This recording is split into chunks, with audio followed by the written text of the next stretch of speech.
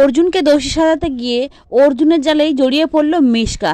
হ্যাঁ বন্ধুরা, অনুরাগের ছোঁয়া সিরিয়ালে আগামী পর্বগুলি এমনটাই হতে চলেছে, যেখানে দেখা যায় মিশকাকে কোনো মতেই দোষী সাব্যস্ত করা যাচ্ছে না। মিশকা এটা ভেবে খুব খুশি হচ্ছে যে সে ছাড়া পেয়ে যাবে, কিন্তু অর্জুন যখন দেখে যে কোনোভাবেই মিশকাকে দোষী সাব্যস্ত করা যাচ্ছে না, তখন অর্জুন কোর্টের কাছ থেকে একদিনের সময় চেয়ে নেয়।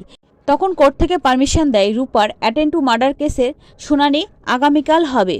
পরবর্তীতে দেখা যায় দীপা অর্জুনের সাথে কিছু কথা বলে। দীপা অর্জুনকে জানায় আজ যদি মিশকাকে দোষী সাব্যস্ত না করা যায় তাহলে মিশকাকে আর কোনোদিনই আমরা দোষী সাব্যস্ত করতে পারবো না। আর যদি মিশকা একবার নির্দোষ হয়ে বাইরে বেরিয়ে আসে তাহলে ও আরও সতর্ক হয়ে যাবে, আরও সতর্কভাবে আমাদেরকে ক্ষতি করবে, আমাদেরকে শান্তিতে থাকতে দেবে না। যে করেই হোক মিশকাকে দোষী সাব্যস্ত করতেই হবে। অন্যদিকে দেখা যায় সূর্য মিশকার উপরে খুব রেগে থাকে। সূর্য এমনটা ভেবেছিল যে মিশকাকে সে নিজে হাতে খুন করবে। অন্যদিকে দেখা যায় সূর্য মিশকাকে শাস্তি দেওয়ার জন্য প্রমাণ খুঁজতে থাকে আর মনে মনে বলে, মিশকা অনেক হয়েছে, এবার তোকে আর ছাড় দেয়া যাবে না, তোকে আমি শাস্তি দেবই, তুই আমার রূপা মায়ের ক্ষতি করার চেষ্টা করেছিস। তারপর দেখা যায় অর্জুন আর দীপা একটা প্ল্যান করে আর দীপাকে জানায় যদি আমরা কাউকে সাজিয়ে নিয়ে যাই আর মিশকাকে যদি আমরা একবার উত্তেজিত করে তুলতে পারি তাহলে মিশকা যদি নিজের মুখে সবটা স্বীকার করে নেয় তাহলে সব থেকে ভালো হয়। অন্যদিকে দেখা যায় অর্জুন আপ্রাণ চেষ্টা করে যাচ্ছে রূপাকে সুস্থ করে তোলার, রূপা যাতে কথা বলতে পারে। বন্ধুরা, তারপর দেখা যায় দীপার মনে পড়ে যায় ব্লগার মেয়ের কথা। সে যদি আমার কোনো সাহায্যে আসতো খুবই ভালো হতো। অর্জুনকে এই কথাটা জানাতেই অর্জুন সেই ব্লগার মেয়ের খোঁজ করে এবং অবশেষে সেই ব্লগার মেয়েকে পায় আর বলে তুমি আমার একটা সাহায্য করতে পারবে। তখন সেই ব্লগার মেয়েকে অর্জুন ও দীপা সমস্ত ঘটনাগুলি খুলে বলে এবং মেয়েটি সমস্ত ঘটনা শুনে বুঝতে পারে যে মিশকা তাদের সাথে অনেক বড় গেম খেলছে, এই মিশকার শাস্তি হওয়া দরকার। তখন সেই ব্লগার মেয়েটি রাজি হয়ে যায় দীপা ও অর্জুনের সাহায্য করতে। পরের দিন দেখা যায় যে শুনানির দিন সকলে হাজির হলেও অর্জুন কিন্তু সেখানে পৌঁছায় না।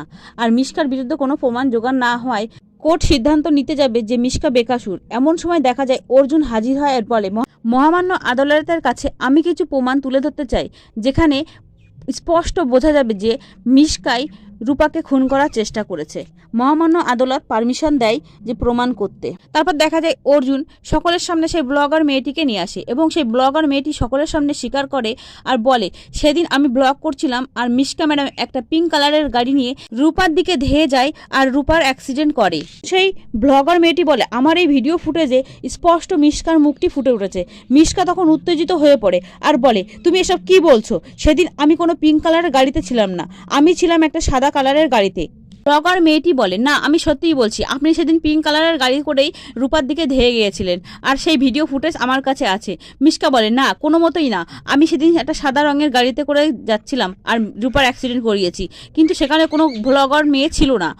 অর্জুন তখন মুচকি হেসে ফেলে আর মিশকা বুঝতে পারে যে আমি বড় ভুল করে ফেললাম, আমি অর্জুনের পাতা ফাঁদে পা দিয়ে ফেললাম আর সমস্ত সত্যিটা সকলের সামনে স্বীকার করে নিলাম। মিশকা বুঝতে পারে আমি বড় ভুল করেছি, নিজের মুখে সবটা স্বীকার করে ফেলেছি আর আমার বাঁচার কোনো উপায় নেই।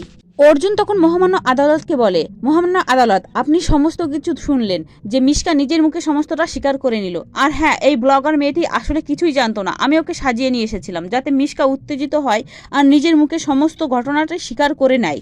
তো বন্ধুরা, অর্জুনের চালাকি বুদ্ধির কাছে হার মানতে বাধ্য হলো মিশকা। তোমরাও এমনটা চাও তো? জানতে হলে অবশ্যই আমার চ্যানেলটি সাবস্ক্রাইব করে আমার পাশে থাকবেন। ধন্যবাদ বন্ধুরা।